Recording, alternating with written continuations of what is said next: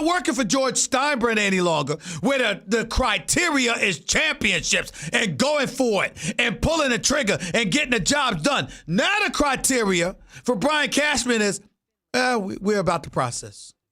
It's about being good enough to compete. It's about giving ourselves a chance. Don't y'all notice how vague that is? So in other words, we get to the postseason. We give ourselves a chance to win a World Series.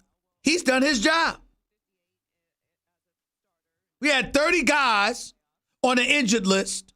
We still won 103 games. We got to the ALCS. I did my job. Never mind the fact that Greinke was out there.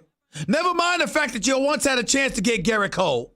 Never mind the fact that, hell, you could have got Verlander. Never mind the fact that the New York Yankees have been complaining for years, or New York Yankee fans have been complaining for years about the lack of an ace. Houston has 3 of them. Because Greinke damn sure looked like one in Game 3 of this World Series. They had 3 of them. We couldn't get one. This is Brian Cashman. We put ourselves in a position to win. We're good enough. We made the case. We tried, ladies and gentlemen. We fought the good fight. I mean, listening to this man is some sickening stuff right now. It hurts. I ain't gonna lie. Because there's a satisfaction with being a contender. Never mind the fact that you're the only squad, the only Yankee squad since 1910 to have gone a full decade without making it to one World Series. Never mind that. Never mind that. No, that's not important. No Yankee organization since 1910. That's more than a century. No Yankee franchise has gone a full decade without a trip to the World Series, but this one. And Brian Cashman literally is quoted, John, in the newspaper. I'm going to sleep well at night. I'm going to sleep well at night.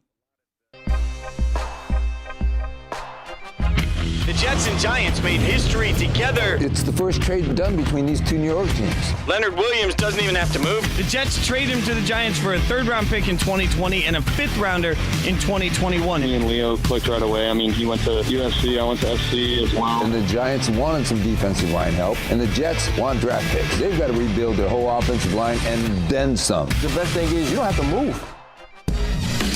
776. You can also reach me on Twitter at Dan Graca.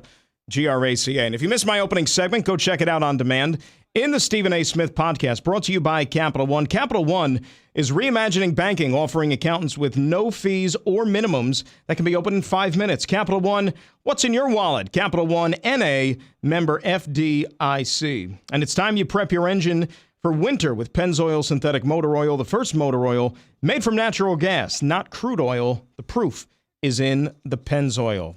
Talking World Series with game number 6 tonight in Houston, a game that you can hear on ESPN Radio. We're pleased to be joined by our pal, our outstanding ESPN baseball analyst, Tim Kirkjian, who joins me from Houston. Tim, it's Dan Graca. How are you?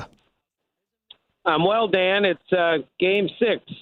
Can't get a whole lot better than this. I guess game 7 would be even better. Absolutely. And, you know, it's funny because I was just talking about it before. You mentioned the fact that it's game 6. The way that Davey Martinez figures to manage this game tonight, kind of with that all-hands-on-deck philosophy, A.J. Hinch has the luxury where maybe he doesn't have to necessarily empty the bag of tricks because they do have that fallback for game 7. This is the Nationals' game 7 tonight. Yes, there's no doubt. So I think we're going to see all those starting pitchers, all hands on deck, all of that stuff ready for tonight if anything goes wrong with the Nationals. So Steven Strasburg's going. He's great. But if he needs any help, we'll see Anibal Sanchez, Patrick Corbin, just about anyone, because they got to get to game 7 somehow. And if they do get to that game 7, I mean, certainly you're holding out hope if you're a Nationals fan that maybe Max Scherzer rides in on the horse to save the season, deliver the championship, and it's still very much a gray area. Have you spoken to anybody connected to the team? Are they optimistic at all that he's going to be available in any way should this go to tomorrow night? Yes, I have, but I still am unclear about the status of Scherzer. To say they are encouraged, I wouldn't go that far at all. This is a serious injury that he has, and Mark Teixeira, who's had the exact same injury, told me this takes 2, 3, 4 days to clear up, and we're not going to be at 4 days by tomorrow. So I'm worried for the Nationals' sake that he's not going to be able to pitch. But the other danger is he says, okay, I can go, when he really can't, because that's who Max Scherzer is. So I don't know if he's going to be able to pitch tomorrow. We'll find that much more about that later tonight. But at the same time, he's got to be careful to not be the hero. He can't go out there and pitch when he's not physically capable of it, and we'll have to see about that. Last week when you left Houston and departed for D.C. for Game 3, Nationals were in control of this series. They were up 2-0. And it looked like they were in the driver's seat. Did you ever think there was a chance, not that the series would get back to Houston, but the momentum would have shifted so dramatically as it has, given the last 3 games that transpired?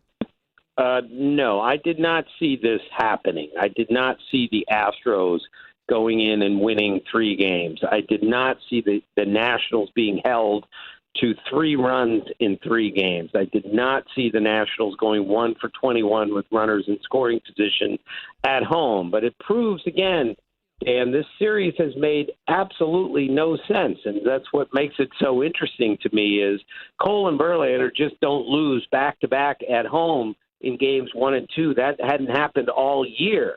And then the Nationals had not been limited to 1 or no runs in 3 straight games, and then it happened in the World Series. So anyone who thinks he knows that what's going to happen tonight hasn't been watching the rest of the series when none of it has gone according to script. Now, you're right about that. And we're talking with Tim Kirkjian, our ESPN baseball analyst. Game 6 of the World Series tonight in Houston. You can hear it on ESPN radio at 8 o'clock.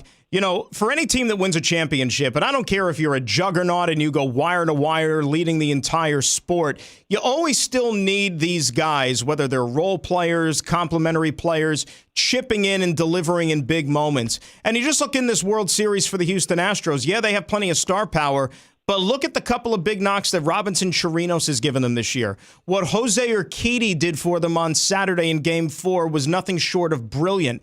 All of these things starting to add up in the Astros' favor, which would give me a heck of a lot of confidence if I was a Houston fan heading into this game tonight. Right, and this is kind of the secret formula for the Astros is their lineup is so deep. They can hurt you in so many ways. They got 20 or more home runs from 8 of the 9 spots in the batting order this year, including 50 homers from the leadoff spot. There is no end to their lineup. There is no rest for a pitcher. Their 9-hitter can hurt you, and this is why they're up 3-2 now. Is they have different guys who are carrying the load depending on the night. One night is Chirinos, the next night it's Altuve, the next night it's Springer, and I just don't think the Nationals have that many weapons, not nearly as many weapons as the Astros do. How about for these offenses? Well, before we get into that, let's talk about Washington, because clearly that's the reason now they're down 3-2 is because the offense disappeared in those 3 games in D.C. You mentioned it. They scored 3 runs, 1 for 21 with runners in scoring position. You can identify so many different guys in this lineup, Tim, that you're just waiting for that breakthrough. And you could start with arguably their best hitter in Anthony Rendon, who has had a fairly quiet World Series. Howie Kendrick, who was so big for them in the NLCS, he's been MIA here. I mean, they are probably just waiting for any one of these guys to come through and get that big hit, which might be able to turn the tide of this series again in their favor. Right, and Trey Turner needs to be in that group too. He's 3 for 22 in the World Series, and he's a really good offensive player. Now, let's understand first, of course, they are running into elite pitching with the Astros, not just in that great rotation, but that bullpen for the Astros is really good also, which we've seen. And again, this is the beauty of baseball is without explanation, the team goes from scoring 17 runs in 2 games against the 2 best pitchers in the league to scoring 3 runs in 3 games. And one of the games is started by a guy who pitched 41 innings his entire career in Jose Urquidy. So there's so much going on here, but it just takes one hit to break things open for the Nationals. We'll see if they can get that here. They certainly didn't get it in Washington. All right, you have two pitchers going tonight, which pitched earlier in this series. How much of an advantage do you think this is for the hitters on both sides, that you just got to look at both of these guys not too long ago, and now you're seeing them again when you step in that batter's box?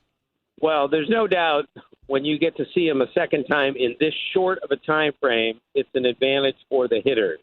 But the advantage is always, always, always for the pitcher in these situations if he locates. In other words, you know Steven Strasburg's going to throw that curveball. You know what it looks like now because you've seen it. But if he throws it where he wants to at the right time, you're not going to hit it. This is how baseball works today, and it's probably always worked. You find pitchers with elite stuff, and two of them are starting tonight, and they locate.